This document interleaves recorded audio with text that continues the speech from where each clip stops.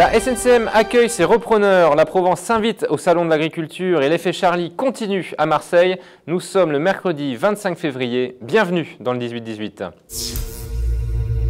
Quel sera l'avenir de la SNCM? Alors que les négociations sur le plan social ont débuté hier, 3 repreneurs potentiels ont présenté aujourd'hui leur projet au syndicat de la compagnie maritime. Il s'agit de Med Partners, Baja Ferries et du groupe Roca. On écoute leurs représentants au micro de Nicolas Valori. Il va falloir convaincre, comme je vous l'ai dit ce matin, d'abord Bruxelles, la Commission européenne. Il va falloir convaincre bien évidemment la région Corse et j'espère rencontrer prochainement le président Giacobbi et lui faire part de la pertinence et du sérieux de notre projet. Nous souhaitons que le tribunal de commerce de Marseille prenne sa décision le plus rapidement possible. Le transfert d'une équipe à une autre équipe, l'organisation de l'entreprise sous une forme légèrement différente, puisqu'il y aura moins de salariés, tout cela ne peut pas attendre. Toutes les offres de reprise font état, je dirais, de salariés qui ne seront pas repris. Aujourd'hui, nous, on est là pour établir un plan pour demain. Et avec le peu de navires, sur 7 navires, il y en a 5 qui vont rester en exploitation. Vous pouvez parler de 1500 personnes sur 5 navires en exploitation. Économiquement, c'est pas possible. Il faut répéter aussi que notre plan de 800 personnes n'inclut pas les filiales. Certains plans des compétiteurs offrant plus de 800 personnes incluent le personnel repris des filiales, toutes les filiales que nous ne reprenons pas, justement pour respecter le critère de discontinuité de Bruxelles. C'est le point le plus important. Sans le critère de Bruxelles de discontinuité, les amendes de 440 millions ne tombent pas et aucun repreneur ne pourra travailler dans cette entreprise. On a eu 2 repreneurs, on va dire, qui sont venus parler sérieusement avec les organisations syndicales. Et cet après-midi, ça n'a pas été sérieux du tout. Je pense qu'il y a un repreneur qui s'est exclu de lui-même aujourd'hui. Monsieur Bérébi. C'est Monsieur Bérébi avec Baja Ferry. Il est arrivé en donnant un coup de pied dans tout ça et en disant que demain, on allait licencier des marins français pour embaucher tout de suite derrière des marins étrangers. La fraise de Carpentras, la lavande, la truffe et les vins de Provence ont la cote. Au Salon de l'Agriculture de Paris, les visiteurs se bousculent pour découvrir les spécialités de notre région. Narjas Kerbois et Cyril Elie sont sur place. De l'or rouge au diamant noir, de l'agneau de Sisteron au mérinos d'Arles, célèbre fraise de Carpentras, huile d'olive ou encore muscade de baume de Venise, beau succès sur l'espace réservé aux produits de la région Provence-Alpes-Côte d'Azur, plébiscité et dégusté à l'occasion du Salon international de l'agriculture. Pour la première fois, les 6 chambres départementales et la chambre régionale ont uni leurs forces pour cette 52e édition. Une démarche exemplaire qui a donné naissance à un espace convivial et dynamique, véritable vitrine pour l'agriculture du territoire.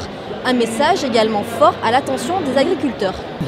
Pour moi, c'est exemplaire, c'est-à-dire qu'on a voulu donner l'image, puisqu'on est en train de travailler chambre d'agriculture de la région PACA sur de la mutualisation de moyens, de mieux travailler ensemble, ce qui est une nécessité et même une obligation. Donc c'est bien l'image aujourd'hui de notre région. L'animation d'abord, ce qu'on essaie aussi, c'est de développer nos stations d'expérimentation qui avaient un souci, justement pour aller de l'avant, pour trouver des variétés nouvelles. On essaie d'innover dans tous les sens, bien sûr, en rappelant la nécessité aussi, je le vois sur les photos qui nous entourent aussi, c'est notre territoire, la pression urbaine, là aussi c'est quelque chose qu'on met en avant parce qu'il faut garder notre territoire, notre foncier. On innove aussi au niveau régional de faire cette politique foncière, cette politique hydraulique pour notre agriculture. En Provence-Alpes-Côte d'Azur, l'agriculture se doit être moderne et innovante. C'est ce vers quoi tend actuellement le monde agricole de notre territoire pour répondre aux contraintes et aux enjeux de demain. C'est reparti pour Charlie Hebdo. Le nouveau numéro est sorti aujourd'hui en kiosque, 7 semaines après les attentats qui ont décimé sa rédaction. Pas de file d'attente interminable, l'engouement n'est pas comparable à celui du 14 janvier. Pourtant, les kiosquiers marseillais enregistrent déjà de fortes ventes. C'est un reportage de Lina Mostefaoui, Céline Giraud et Édouard Lamort. Le deuxième, j'en ai vendu 100 là ce matin. J'ai eu plus de monde que d'habitude, mais j'ai pas eu la queue. Mais j'ai des gens qui sont venus dès 7 heures, effectivement. Le premier jour, j'en ai eu plus. Là, j'en ai eu 100, je les ai passés. Et l'autre fois, il y a un mois, j'en avais eu 40 le premier jour. Donc, c'était pas assez du tout. Donc j'ai suivi, après j'ai abandonné, je suis allée dans des abdos plutôt économiques, vous voyez, politiques. Et là je suis revenue à cause des événements à Charlie Hebdo. J'ai fait une réservation parce que les Charlie Hebdo partent très vite, hein, c'est tout. Je crois qu'il y a un effet. Je suis attaché à Charlie Hebdo, notamment à Wolinski et à Cabu. Wolinski parce qu'il a versé mon enfance. Mais si vous voulez, ils étaient anticonformistes et ils ne seraient pas contents de l'opération de com qui est faite pour eux. Qui est l'opération de solidarité, ils seraient pleinement d'accord, mais de com non. Donc si vous voulez, comme ils étaient anti-com, je suis un peu comme eux, quoi. Je vais l'acheter quand la ferveur va baisser, c'est-à-dire à la fin du mois. On le voit mais bon, je pense qu'on en vendra autant que la première fois, prendre vue quantité. Les ventes sont beaucoup plus étalées. Il n'y a pas eu la précipitation du 11 janvier. Nous avons ouvert à 7 h, on en a vendu à peu près une centaine. En bref, dans l'actualité politique, le député européen UMP Renaud Muselier n'exclut pas de se présenter aux prochaines élections régionales en PACA. L'ancien adjoint de Jean-Claude Gaudin l'a annoncé aujourd'hui dans le talk Orange Le Figaro, en réclamant notamment l'union des forces politiques de la région contre le candidat FN Jean-Marie Le Pen. Et enfin un mot d'OM pour terminer, Gignac, Batshuayi ou les deux, Marcelo Bielsa n'a pas encore tranché avant le match contre Caen vendredi.